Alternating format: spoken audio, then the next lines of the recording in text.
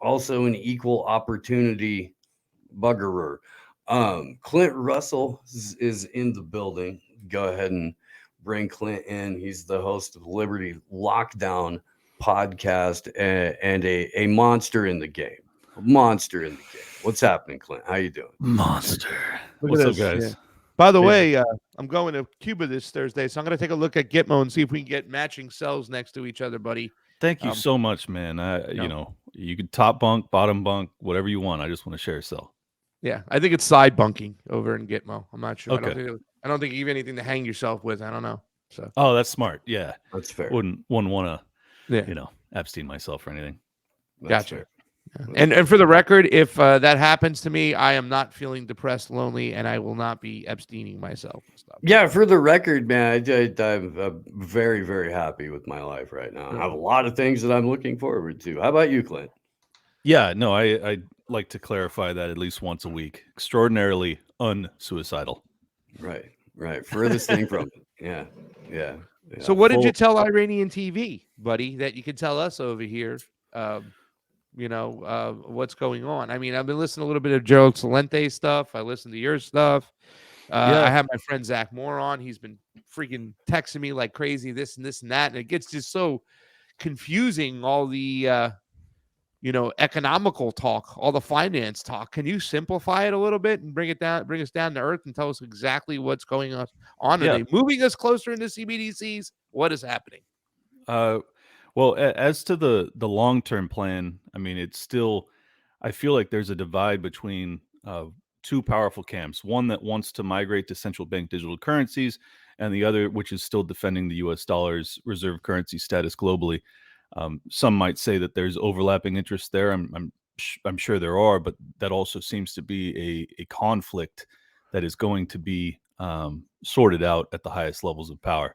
And I don't think that the people, unfortunately, have much say in this. This is Tom Luongo has popularized the concept that this is the World Economic Forum and the Davos crowd versus the Federal Reserve and the stodgy old central banker, Fed printing crowd. So I don't know if that's the case, but I do think that to make it as simple as humanly possible, what we're up against is too much currency having been printed during the lockdown period, and now the inflation that has come from that, and you have to balance that with trying to not put us into a banking crisis, deflationary death spiral by increasing interest rates to try and slow the velocity of that currency. How does that work exactly? Because people are trying to grasp that concept, and I've been telling them, like, well, you raise interest rates, therefore there's less borrowing, I guess. Exactly. And that's what's going to keep because less people will be going out asking for money, I guess. So you tell people that you can't have nice things, and that's going to stimulate the economy pretty much. No, it's not going to stimulate the economy. They're trying to de-stimulate the economy. They want you to borrow less, because if you make it more expensive, like it's human nature. If you can borrow money for nothing, you're going to borrow more of it. Like, why wouldn't you, right? I mean, you should still not, but that's how most people react. But isn't that the American dream? Get a loan, buy a business, invest in something, pay it back, and then be in better standing than you were when you started off. I mean, it sounds my opinion, counterintuitive to what we're supposed to stand for, buddy. Yeah, well, my opinion is the American dream is not to borrow your way to prosperity. It is to work your way to prosperity. But yes, that is how many people have done it. I will grant you that. And I think that, basically that's the rock and a hard place position that they're in. It's either banking crisis or hyperinflation. Like those are the two divides. Those are the two pathways we can take. And they're trying to find a middle ground, soft landing, as they call it. And they never are capable of doing that because there's too many variables, not to mention all of the other crises that we're dealing with, World War III, et cetera, et cetera. I mean, if they have to pick save the dollar, or they have to pick save the economy, right? They're going to save the economy, because if they allow for the dollar to crash, that makes it way easier to be like, look, okay, in this uncertain world, what we really need is a stable product that is directly tied to the central banks. And so that way we will have, less fluctuation and less instability, and you can put it right on your phone. In fact, you could just attach it directly to your existing wallet and your Twitter account. And then you can plug all of your online bill pay stuff into it. In fact, we'll do the thinking for you. You just have to include your biometric data and your social security number and your race and ethnicity and sexual preference, and then when we have the gulags ready, we'll know exactly where to put you. Yeah, I mean, this is my concern. Obviously, is the central bank digital currency is, in my estimation, actually an even graver threat to humanity than either a banking crisis or even hyperinflation. I mean, a central bank digital currency is like full panopticon technocracy lunacy. So I'm very nervous that whichever path they choose, particularly if they fail and it ends up becoming either very inflationary or we enter a global Great Depression, that will almost certainly be the solution that they offer us. They'll go, hey, we have all of this universal basic income. All you have to do is sign on to the central bank digital currency program. And I think that's probably what will happen. And I'm very nervous about it. So did they bail out the banks again? Because I do hear these talks from some people who were in finance. I think it was it David Sachs? I get the Sachs mixed up. Talking about like, well, if there's no bailout, who's going to really suffer? It's the people, the depositors, the everyday average normal banking people. And I think there's they always say that they bailed out, Wall Street. They should have bailed out Main Street in 2008. Are they bailing out Main Street here? Or are they bailing out Wall Street again? And what's really happening? Because from what I understand, did they print another 300 billion or something just to take care of this? So they here increased goes the money supply by that. Yeah, you said, I believe your tweet was we're brrring our way into the something, right? So please. Yeah, full brr ahead. Full brr ahead. Yes. Yeah, I mean, this is kind of a middle ground bailout is what they did. They bailed out the depositors, but not the shareholders.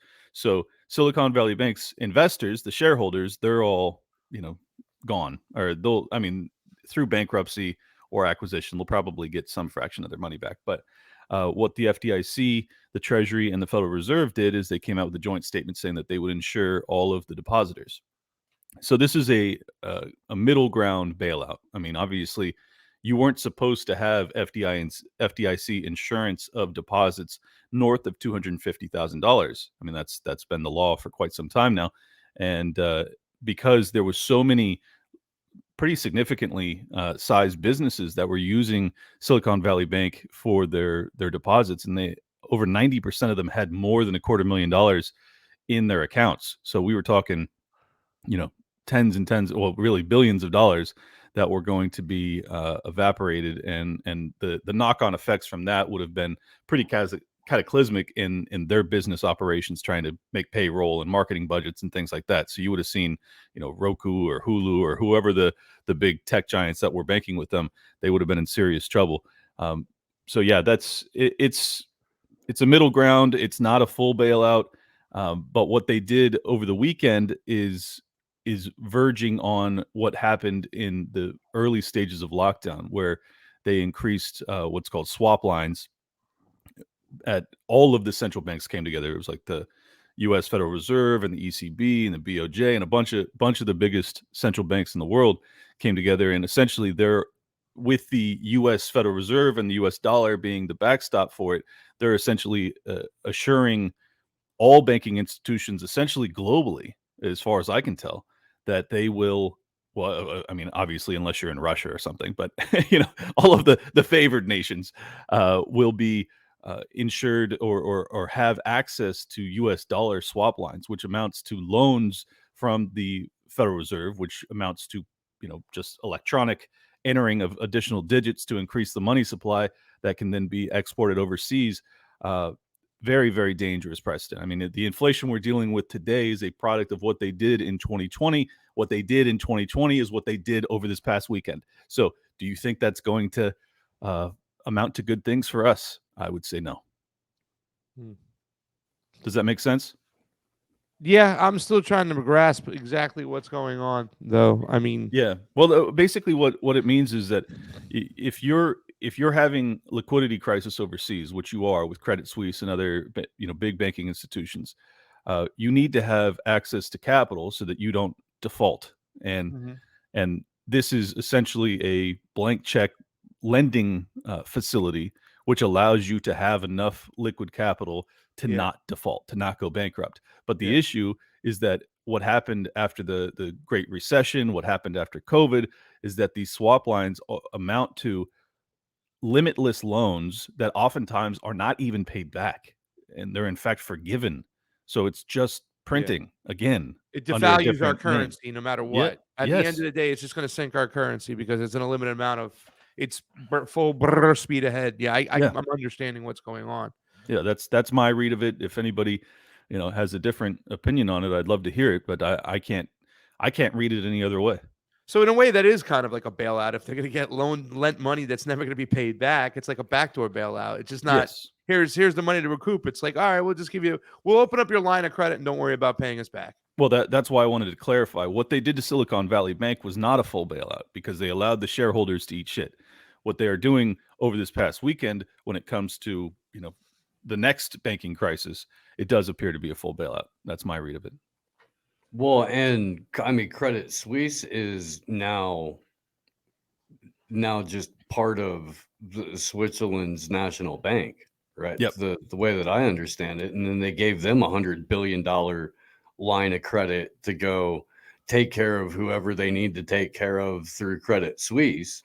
Exactly. So it's a shell game. I mean, you're dealing with insolvency at the highest levels of global capital that are being papered over with the printing presses of the American dollar. I mean, that is really what's happening. Which and in the short term, it should spike the value of the dollar, right? Well, this is the issue: is that you have two separate.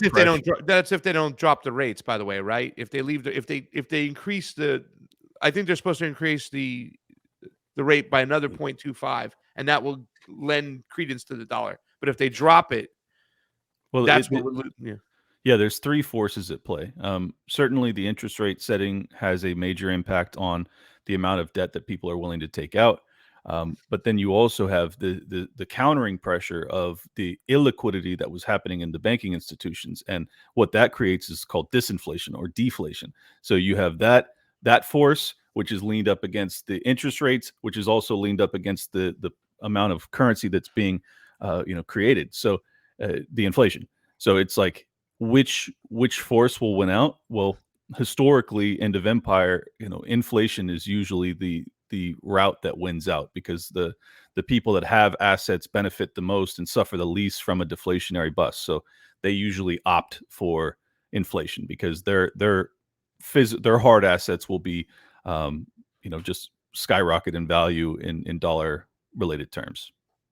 And we have this whole situation nobody's paying attention to too much was Iran and Saudi Arabia coming together, which at the end of the day, I've talked about this all the time. Russia, they back their currency with gold, oil, commodities. You know what I'm saying? The United States has nothing besides a tank. But the fact is that, Saudi Arabia has always agreed to trade oil in, American dollars, the petrodollar, right? Yep. If that goes away, then what happens to our currency, especially if they're printing it like mass amounts? Doesn't that mean that shit just goes nosediving? Boom, that's it. I mean, that's actually the far bigger threat is that if the U.S. dollar's reserve currency status, which for those that aren't familiar, after the U.S. dollar was unpegged from, the gold window was shut under Nixon in 1974. There was an agreement made with the Saudi Arabia that they would only sell their oil in U.S. dollars. And they have done so dutifully for 40 years until basically a year ago, they started to give lip service to the idea that perhaps they would consider selling some of their oil in yuan, which is the Chinese currency. Yeah.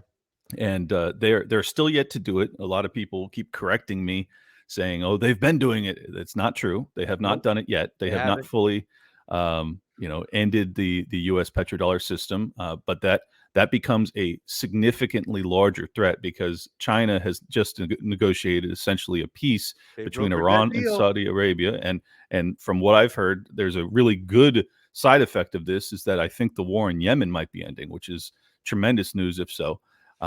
But then also on top of that, the Chinese are also attempting to broker a peace as we speak between Ukraine and Russia, which once again, fantastic news. If it ends that war, that's incredible. But the downside of all of this discussion is that if the U.S. dollar is no longer the reserve currency that's being used in the primarily in global trade, well, that means that the ultimate demand for the dollar decreases tremendously. And if you have so much of your currency in circulation, but the demand is no longer there on a global scale, well, then you can only use it domestically. If the demand is only domestic, that means that it becomes a hyperinflationary death spiral. Yeah. So buy Russian rubles right now if you can. I'd rather own Bitcoin. And don't worry about the Ukraine Russia thing. That's not going to end. John Kirby went on TV telling people that don't worry, it's not going to end. So you know what I'm saying. That gravy train for those out there who invested in more war in Ukraine. John Kirby was on the shows on Fox this weekend saying they're not going to take a ceasefire. That's just Putin digging his heels in, and is going to allow him to reload, re-energize, and then go back at it. So they're not going to accept any ceasefire. I could not believe he said that. And my expectations are extraordinarily low, but even, if Xi and Putin negotiate a peace, that's just not acceptable. It's like, what are you talking about? But that's where we're at, man. The two congressional members too, as soon as that Iranian deal came through with Saudi Arabia, they started putting in a bill that wants to probe Saudi Arabia now for their human rights abuses. All of a sudden now in Yemen, now we want to pay attention because they're stepping out alive. I'm sorry, Steve. I didn't mean to step over you, brother. No, I was going to say we can pull that clip up real quick in case people haven't seen it yet. Yeah, go for it, man. I mean, that even blew me out of the water. Like, holy shit. They're not even like... You know what? It's so... We're so far into this full fucking throttle into the Great Reset. Full throttle into the Fourth Industrial Revolution. If you look at the amount of time between the issuance of Agenda 21, which was about a little over 30 years ago, to the advances in technology between when they held Event 201 and now, just in that, take over 30 years, but then in a 4 or 5 year period, the immediate advances in technology, the rate at which the asymmetric warfare is going to be conducted, the scale at which surveillance warfare is already currently conducted, it is, he's Steve, Kirby. Didn't you think they would at least lie about it and then go no, that's great that they're doing a peace agreement. Get on the phone, make sure that just shit doesn't happen. Even Ned Price, these guys Price was like, well, this is great. Nobody more than America has been able to, make sure that there's peace coming to the region. And I'm like, it makes you want to throw up because we know it's full of shit. But at least guys are talking to tickle me before he kissed me. They're talking to Victoria Newland's motivational coach before they go out here now. They are. And that's what you get. This is what you get when that happens. That's a skit, Steve. You got to be you got to do that. Out of this meeting, there's some sort of call for a ceasefire. Well, that's just going to be unacceptable because all that's going to do, Mike, is ratify Russia's conquest to date. All that's going to do is give Mr. Putin more time to refit, retrain, reman, and try to plan for renewed offensives at a time of his choosing. We hope, and we've said this before, that President Xi will call and talk to President Zelensky because we believe the Chinese need to get the Ukrainian perspective here. Okay. That if coming out of this meeting, there's some sort of call for a ceasefire, well, that's just going to be unacceptable. Just going to be unacceptable. God forbid the bombs stop falling for even a minute. Unacceptable. Yeah. Makes me sick, because man. of Putin. He's saying that too, knowing that on the ground in Ukraine, there are people going, we don't have bullets, we don't have significant support, we don't have this, we don't have that. We don't have soldiers. 70 to 80% of the weapons that are being sent don't make it here in the first place. We're yanking 16-year-old kids out of high school class and throwing them into a 2-week boot camp where they're, gonna go off to an opening scene of Enemy at the Gate situation where it's like, okay, look, to save, one of you's gonna take the gun, and then the other guy's gonna take the extra clip, so that when the guy with the gun dies, you have the extra bullets. But I mean, it's good luck there, son. Good luck. Well, yeah, with an average life expectancy of a few hours. I mean, that's really what the Ukrainian soldiers are facing, and they're young, untrained boys. Essentially, it's horrific. It's just there's a plan in place, though. Once they run out of troops in the Ukraine, right? Washington is preparing Poland as their next round of fodder. Poland is now amassing an army of 300,000 and intends to fight Russia in 2024 in the event of a defeat of the armed forces in Ukraine. Slava Ukraini. Slava Poland, I guess. Yeah, Slava man. Poland, yeah. I mean, this is how you escalate towards World War III, and I mean, people really need to understand what this means is that if you have the U.S. dollar's reserve currency status die, which is what I believe this war is ultimately about, they were trying to get the Chinese and the Russians to acquiesce and to allow the U.S. dollar's hegemony to rule supreme for another generation, and they refused, and they immediately kicked Russia off of SWIFT after the invasion of Ukraine. I think that Putin didn't expect the U.S. and NATO to go as hard in the paint as they have. But I think that the underlying reason is that they're trying to prevent a bipolar world order, and ultimately they're willing to risk nuclear war to do so. And if you are a person that lives on this planet, you should be concerned about that, because nuclear war amounts to us all dying. So yeah, concerned. Yeah. And so here's the one thing that I do kind of see as the preventative to nuclear war at this point, and that is the fact that the United Aliens. States, well, there's that, but us blue beam aside, the West in general is a globalist entity that has an insane amount of business concerns and interests in the BRICS nations. Sure. And with BRICS nations members.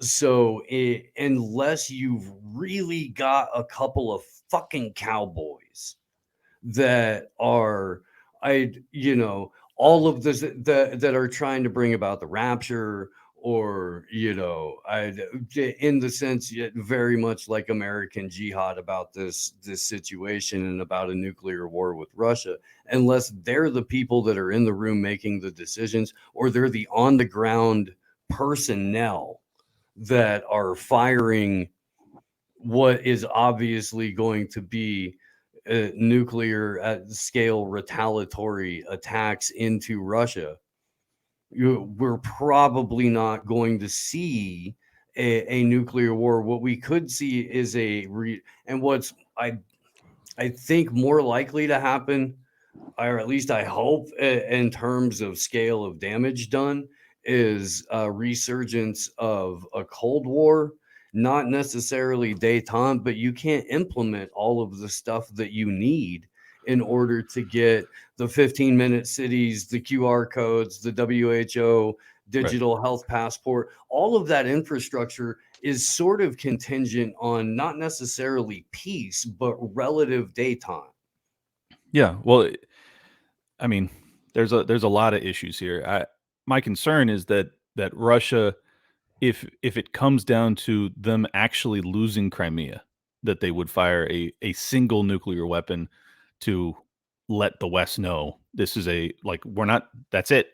We're not allowed, because for them, if they lose their warm water naval port, it's over. They're basically landlocked and at the mercy of the West and NATO for the rest of their existence. So they're not going to allow that to happen. I mean, he's made it very clear. I think that's their primary catalyst for the invasion in the first place, is like they wanted Crimea, and then because of the consistent bombing in the eastern portion of Ukraine and the Russian speakers that live there, they decided to expand their footprint. Never have they signaled that they're interested in taking Poland, but that's obviously NATO's argument and the West's broader argument that that's their next step and that he's the next Hitler and blah, blah, blah.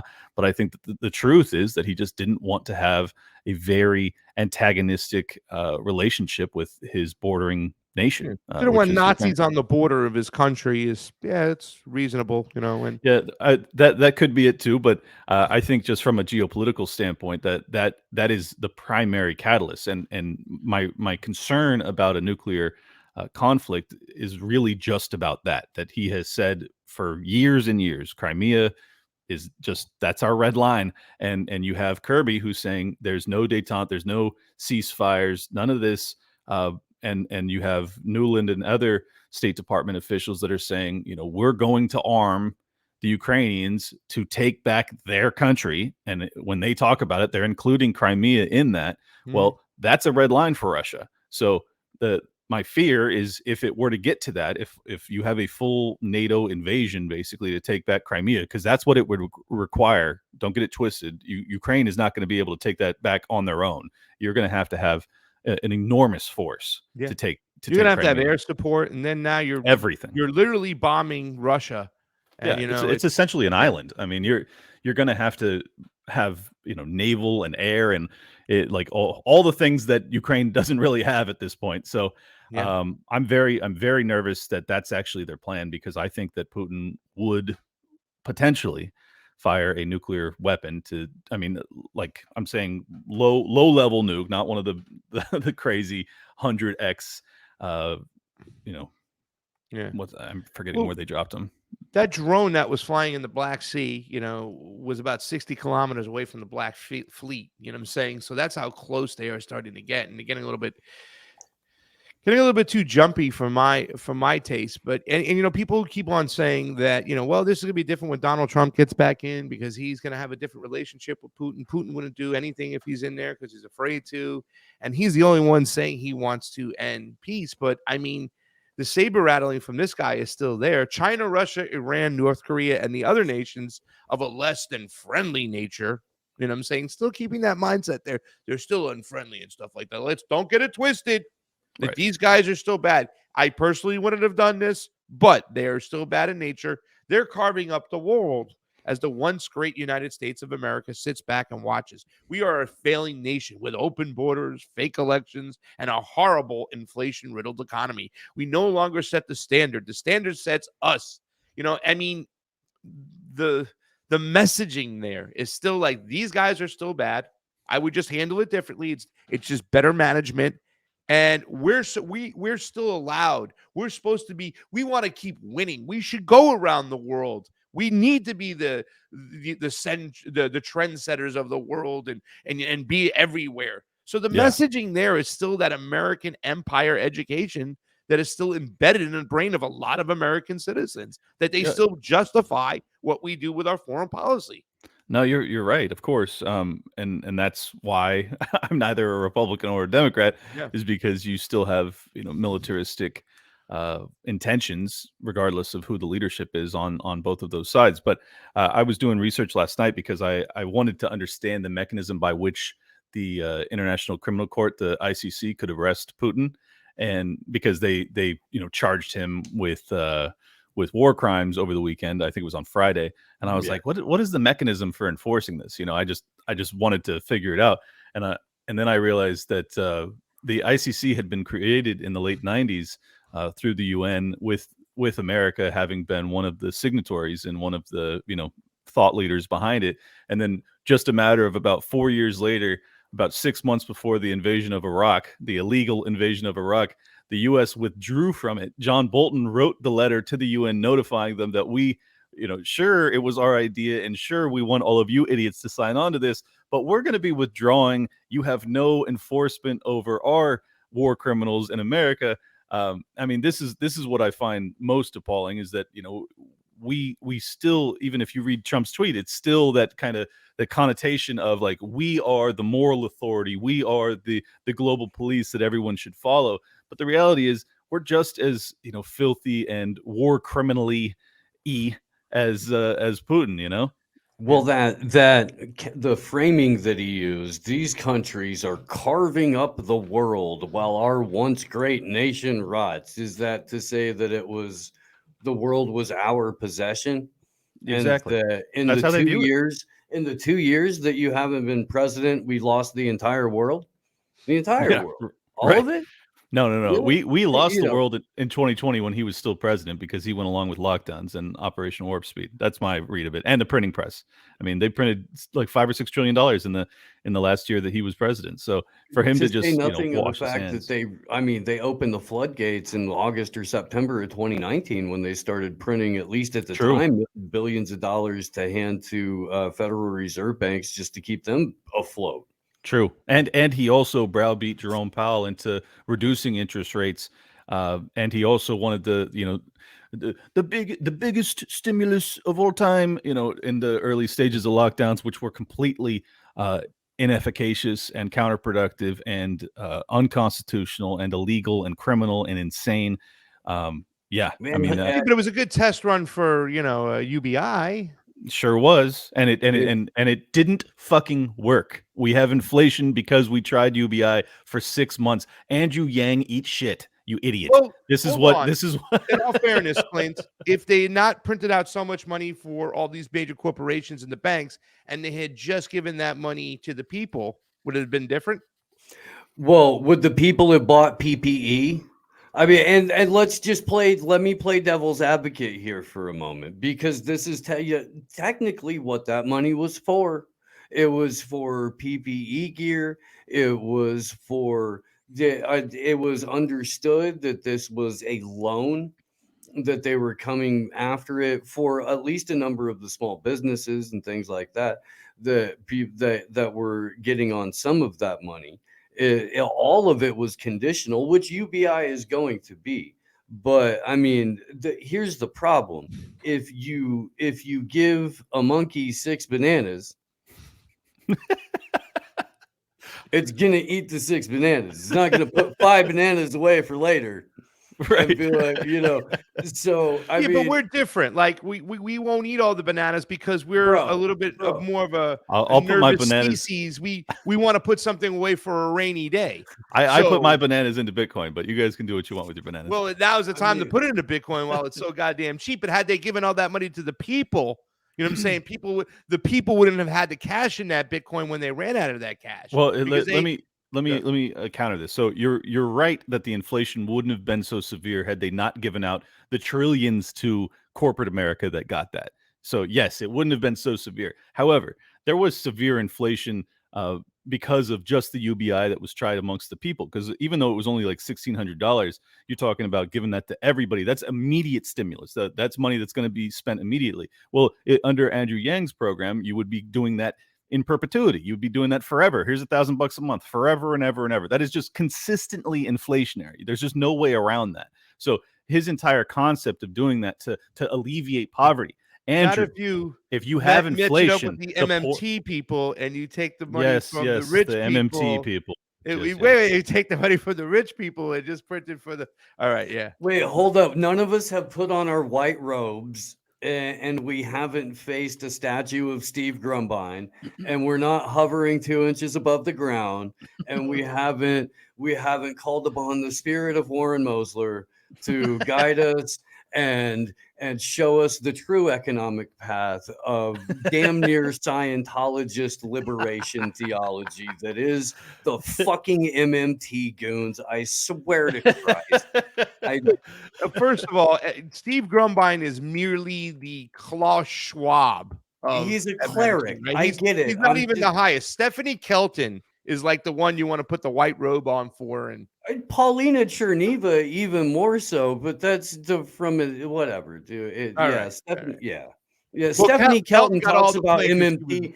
Stephanie Kelton talks about MMT until it's time for her to be somebody's economic advisor. And then she's like never met a system outside of Keynesian economics ever. Let me just say real quick, the people that support MMT, you need to realize that it's the same linear school of thought that comes from Keynesianism. Keynesianism is the the bedfellow, the thought leader of the central banking establishment. You are essentially advocating on behalf of the global central banking institutions. It's the same players. Yes, it's the same fucking players. They just want them to change their behavior. That's it. Instead of giving it, because we do have MMT for what? The big corporations, they print out money for those assholes all the time in the banks, right? We don't get it, but they just want them to change their behavior. Right. And they also don't believe in inflation. So yes, well, and the libertarian argument is that whether you give it to the people or you give it to the corporations, you're still creating inflation, which ultimately degrades the saving power of the average person, the little guy that people are so concerned about. The people that are supposed to be benefiting from UBI and MMT are the poorest amongst us. Well, if you have inflation that is persistent and consistent, pushing double digits, well, those people are going to suffer. Whether the $1,000 you're giving them will eventually be a fucking sandwich. So, no, the answer is no. MMT is a dead end. And until these people get out of their fucking mystical misunderstanding of how economics works, I can't do anything to help them. And I know there's a lot of people watching this right now that'll be furious with me. I've already debated MMT lunatics. It's a fucking dead end, okay? I'm telling you guys. I mean, to Clint's point, too, whenever you get an advocate of MMT or one like the Andrew Yang types, the UBI people, and to that degree, Elon Musk, even when he talks about UBI and UBI being something that he's a proponent of and would like to see, there's never a conversation around something like, well, is there going to be any sort of price control guarantee? Is there going to be any sort of way that you can, operate with both UBI and without runaway inflation? And everybody looks at you, and the MMT will tell you, people will tell you that inflation is imaginary. It's all in your head. It's something that lives under your bed or perhaps at the bottom of a Christmas global dollar. With a fucking global dollar, which is guys, the dollar is not only spent in the United States, it's all in fucking Latin America. It's everywhere. Which is really a step away from inflation is transitory. This is the important thing to realize, is that the reason they get to misunderstand this so deeply is because the dollar's reserve currency status, because they say, look at all this printing that we've been doing, and we haven't had all of this horrific inflation that you libertarians, you Austrian economics practitioners have been warning about. The reality is that the Austrian school also got this wrong because they didn't take into consideration the fact that so many of those dollars would be put into the global economy. So that doesn't create the inflation in the US because so many of those trillions are now circulating overseas. But that doesn't change the dynamic. It just makes it a broader pool by which there's demand for that dollar. If that reverts, if you have the US dollar reserve status end, then that means that all of that currency fucking comes in it just recongregates in America, and then it circulates here. You have a hyperinflationary death spiral. That's what happens. That's the end of MMT. That's the end of UBI. That's the end of looking out for the poor, the impoverished, the downtrodden, all of that, all of the fucking lip service that they give to the poor. They will end up suffering terribly, and you will have revolts in this country. Do not advocate on behalf of this lunacy. It's a dead end. Our heart's in the right place, right? I mean, their heart is in the right place. Well, I mean, it's... the average advocate, yes. The central banker that's advocating on behalf of it, fuck no. No.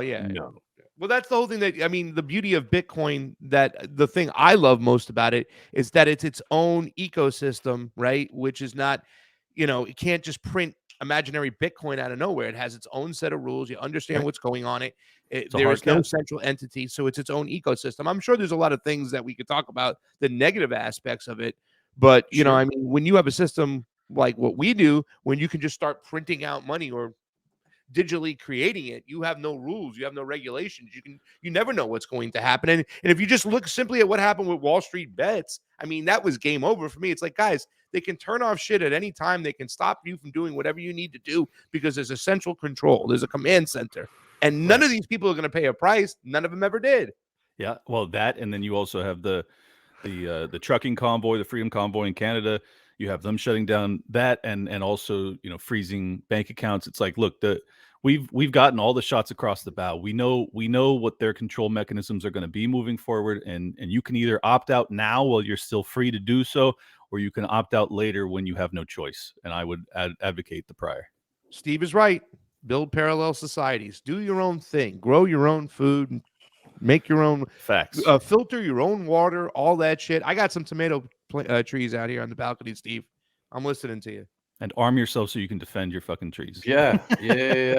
Well, that's something I wish a lot of you other make comrades- bullets. Buy bullets if you can't make bullets, but if you can, get the machinery at least a press to where you could make your own reloads for like shotgun shells, something like that. Something. Man. I mean, those will be priceless too. Pasta, you were saying something? You wish? Well, I was just gonna because I had this weekend where I listened into this Twitter space because I was invited to jump on and speak, but I never got a chance to because they just kept everybody in a tribal bubble. And at one point, somebody says, "Well, Trump is gaining libertarian support." I'm like, "Where? The libertarians I know can't fucking stand him." And every fucking second he opens up his mouth, they can't even stand him even more. You know what I'm saying?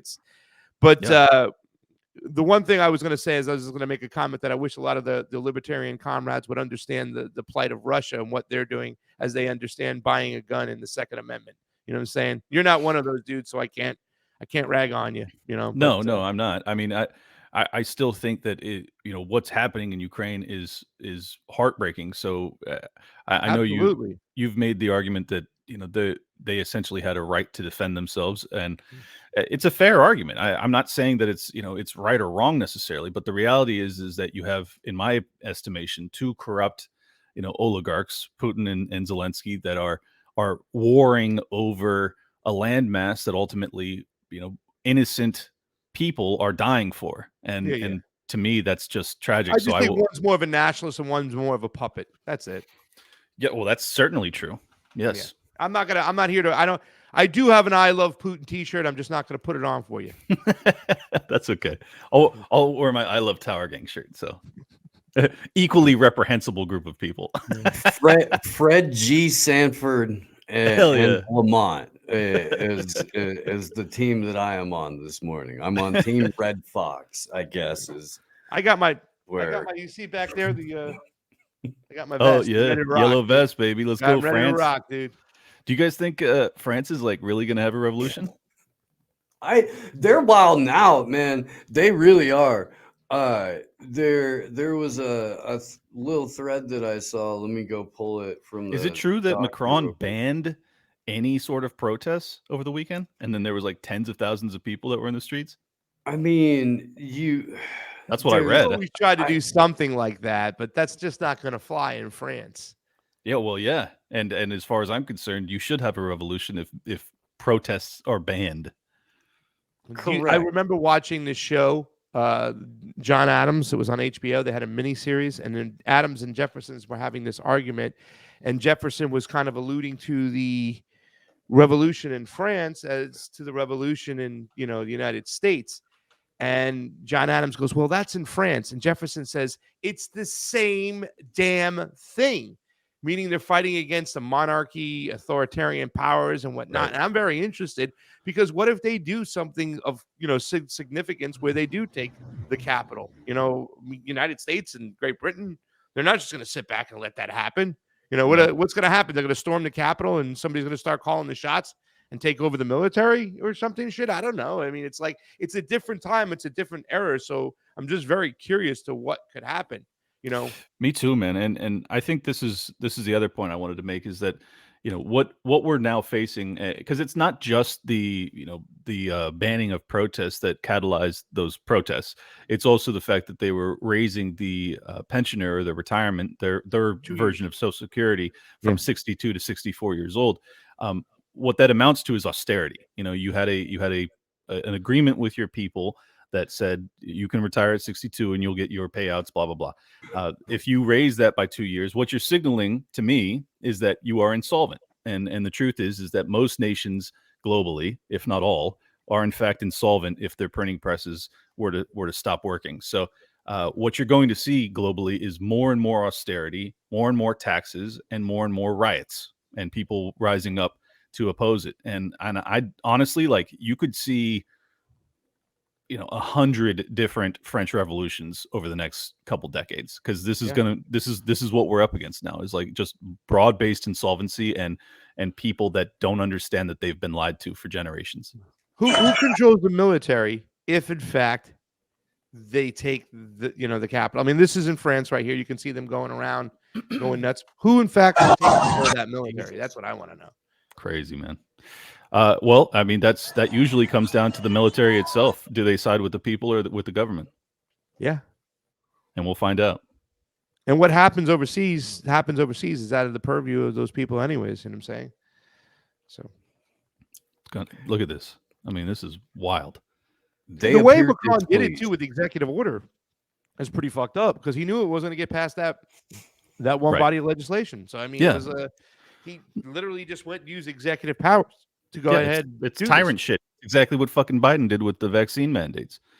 I mean, these people are totally out of bounds. Which, by the way, if the Republicans were all about truth and justice, they wouldn't be so focused on fucking Hunter Biden's laptop. They'd be more focused on squashing every single mandate out there. There are more college students that are dying every single fucking day because they're mandated to take this vaccine. It's still mandated in a lot of places. Washington is just ridiculous. And I don't give a fuck if it's Washington, it's just a state issue. No. You know what I'm saying? You should not be able to force people to do that. Yeah. Well, I'm way less concerned with Biden than I am with the people that orchestrated the lockdowns. Like Fauci should be, like, in my opinion, he as the spokesperson, even though he's not the mastermind, but he is the spokesperson for the insanity that we just experienced for 3 years. Like, if that dude doesn't pay a criminal price, well, then they're gonna fucking do it again. 100% they will do it again. So I want him. I want Birx. I want EcoHealth Alliance, Peter Daszak, all these people, ICC, The Hague, fucking war criminals. I want Gates. Gates was fucking masterminding shit right Gates behind the scenes as soon as they came out of this shit. Steve, can you answer in a Fauci voice for us, please? What was the question? Why'd you do what you did to us, Fauci? Well, to be perfectly frank with you, Mr. Russell, I find that the torment of human beings, along with the mistreatment of your average beagle, perhaps a mouse, some sort of lab rat, it is the only thing now, and for years, decades even, that has allowed me, Tony Fauci, to achieve and maintain an erection. Yeah, but that's Steve, a masterful excuse me, Mr. Dr. Fauci, the science points elsewhere.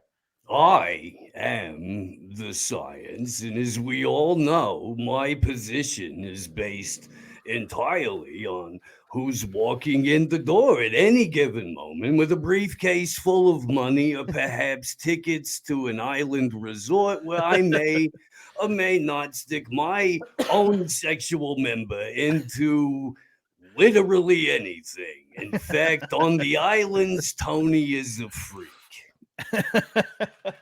You belong in God prison. bless you. It's his best impression. It's his best impression. Prison. Thank you so much. My good sir. If anyone belongs in prison, it is Rand Paul.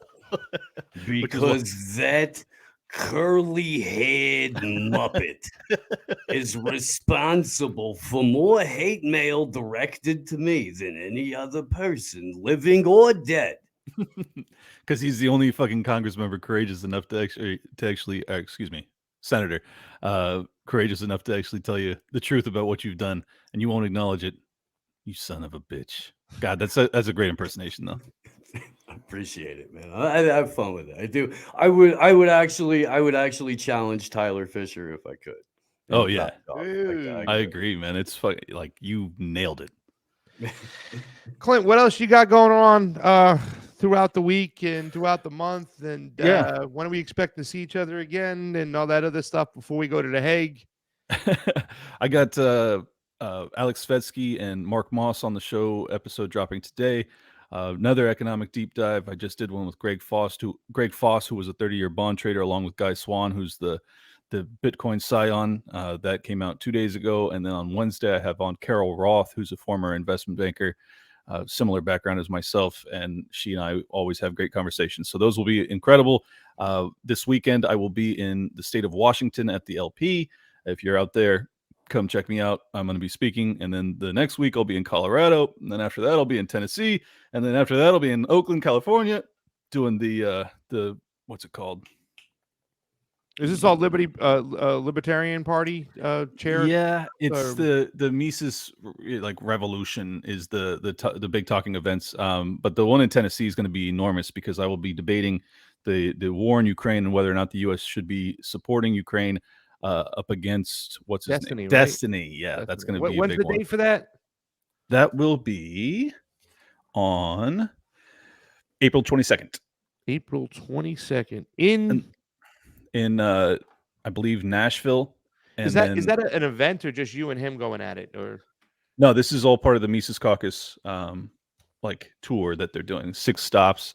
So it'll be a bunch of speakers, but that'll be probably the highlight is going to be the debate against Destiny. So, and then after that, I'll be in Austin, also at another Take Human Action Tour. That's it. TakeHumanActionTour.com if people want to check out the tickets. Cool. They can always go to your Twitter and get the links there, I'm sure, of it and stuff. And you gotta, this is your time right now. This is the economics and the finance conversations that are going in there. So man, I have now become the go-to guy for some of this stuff, and that's fine by me. I do understand it in a pretty deep way, but it's also heartbreaking to make the rounds when I have to talk about such negative things. But the reality is that this was all I had been warning about this since I began my show in May of 2020. Like, this is the trajectory we've been on for quite some time now, and it's just a matter of the people waking up to how manipulated and abused they're being, and most people don't understand it, but it's crystal clear once you understand it that the central bankers are ultimately running the world and running it poorly, not to your benefit. Clint Russell, everybody. At Liberty Lockpot on Twitter. Thanks for having me, guys. Love you, Great brother. to see you again. You have a Love you guys. fantastic rest of your day, and that was fun. And we'll see. Hey, we're neighbors. I'll see you.